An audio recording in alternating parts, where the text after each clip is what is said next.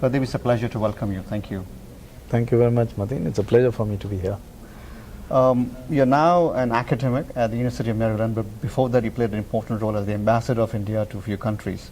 So I'll start with the diplomacy part first, and then I'll come to the academic part.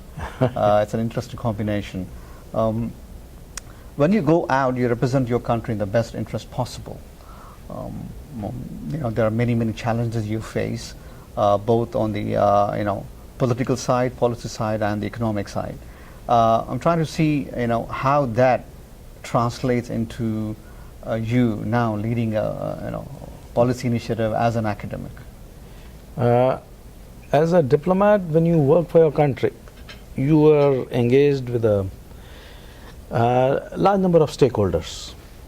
The leaders of the country, the Prime Minister, the President, the King, the parliamentarians, the bureaucrats, and also the business segment, the strategic security apparatus, cultural part of it. So you do interact very intensively with your own country people also, because you have to build this, you are the platform for making this connection, and with the host country. So it gives you a very rich exposure and a very enriching experience.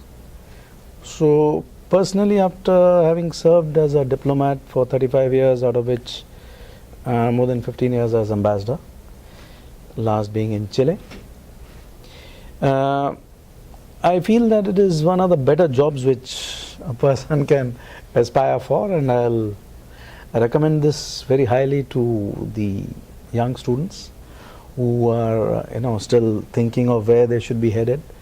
So those who have an interest in policy, in statecraft, and in a dynamic environment, doing work in the field of diplomacy is definitely one of the more challenging jobs. Can be very trying, very demanding, but definitely it can be one of the most satisfying jobs in the world. And to that extent, being an Indian diplomat after doing studies at IIT Delhi, where I did my BTech, then I did my MTech, was very interesting to bring along the perspective of how to approach issues and difficulties and problems, and in a very complex situation. So as a diplomat, I think it makes it much better sense for you to understand technology and entrepreneurship, because the influence in the policy can happen. But when you cross the chasm and then you come across as a diplomat, and Chile is a very good example in South America. After Brazil and Argentina, people always try to bring focus to Chile because of its, I think, very entrepreneurship-focused policies. And you have been ambassador there. I want to learn from you because most people don't have visibility of that part of the world. Yes, that is true. So I've used my IIT training to quite an extent in a lot of my postings. In Chile, we did try to foster this environment of entrepreneurship, because when I went there, I found it quite difficult for Indian IT companies to source talent, to source people, to get employees for their organizations.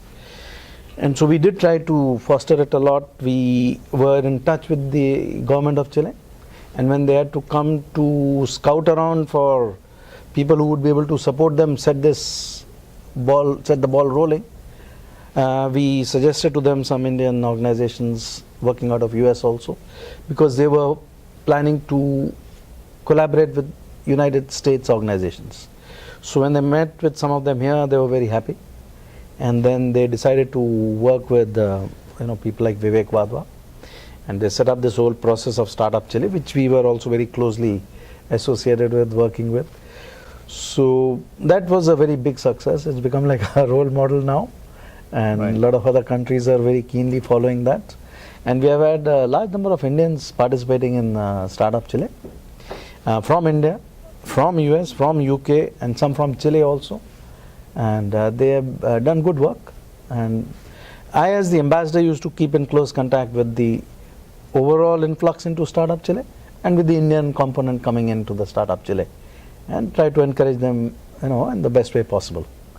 When you look at this model, Chile, and you look at other countries, so Silicon Valley is the epitome of our technology and entrepreneurship, and a lot of countries around the world try to emulate this. So you look at Chile, you look at Israel, you look at Ireland. There are pockets sprinkled around the globe which try to do this better than others. What, in your opinion, makes this difference? Because there are a lot of countries, like in the Middle East, who have a lot of cash resources, but still not being able to do that.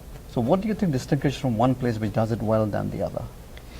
Well, it's also leadership. It's how you lay out the concepts, how you execute them, and the money that you put inside, the money that you put behind it. Some of these Arab countries may have that capacity to put in the money, so it will also come up there over time. But you also need to have a lot of institutional background. It also matters a lot, I guess, to have demand, to have the sort of fostering the subculture, the incubation. So a lot of things do come in, and then you come to a point where the transformation takes place. So with all these catalysts.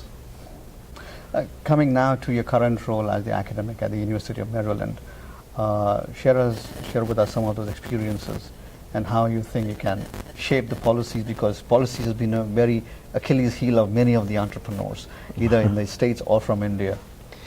Well, I'm now at the University of Maryland at the School of Public Policy, and we are trying to set up India Focus Center, India Center, for which I'll need the help of a lot of people, the support of a lot of people to get it going, because that is one of the premier institutes. That's a flagship institute of the state of Maryland, and right next to Washington DC, the state university, and one of the higher ranked universities. So for some visibility to be given to India will be very useful, because the India-US relationship now is at a very critical juncture, and it is one moment in the history of both the nations when I think we understand the need of working together.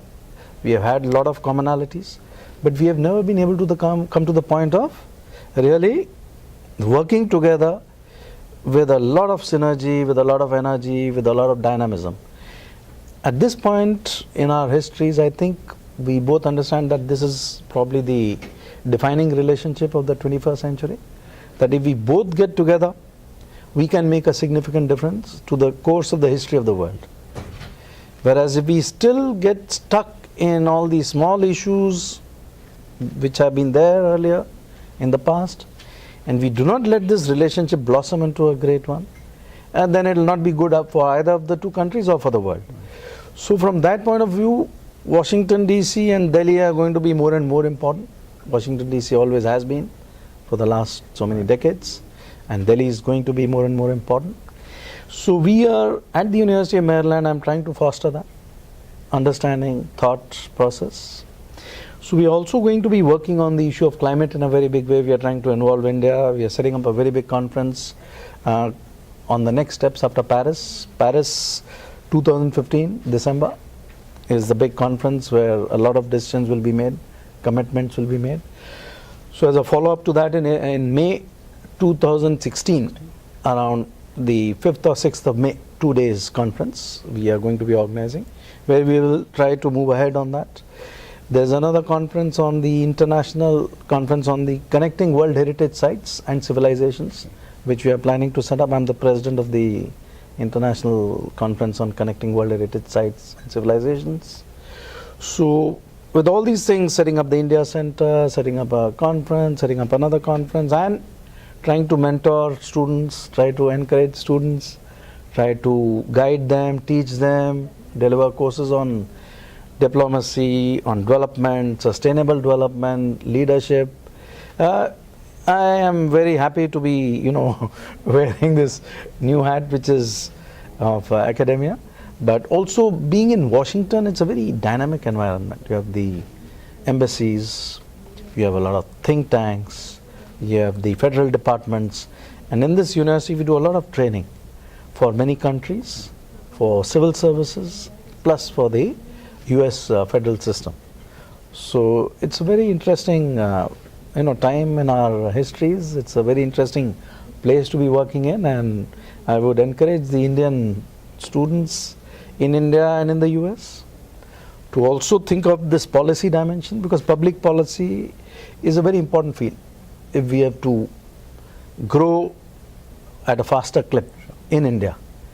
And that is coming up now, that understanding. So they have to get into public policy, they have to get into diplomacy, and even Indian origin students here have to think of those fields to work in, study in, and the US students also. All of them have to think about the greater global dimensions, because in this way you can make a contribution which is tangible, which gives you a lot of satisfaction, and you can move the world ahead in a positive way. I think we all agree that these are very interesting times, and what you're doing seems to be very interesting. You're wearing multiple hats, and I think there's no better person they could have found than you. So wishing you all the very best for the continued success. Thank you very much for coming and giving your time. Thank you very much, Mateen. I'm very privileged and honored to be here, and very happy to be here. Thank you.